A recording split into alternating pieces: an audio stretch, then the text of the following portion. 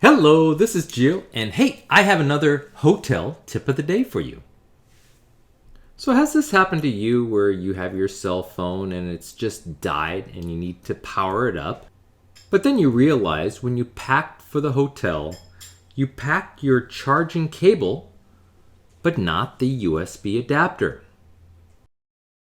But never fear, because there's a solution. And it's likely right in your hotel room. The TV.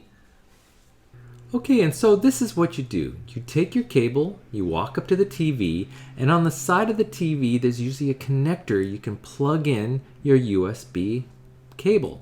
You plug it in, making sure the TV's on, you plug the other end into your phone, and you just let the phone charge until it's fully charged. And there you have it. So I hope this helps you out the next time you travel. I'll see you next time. Bye-bye.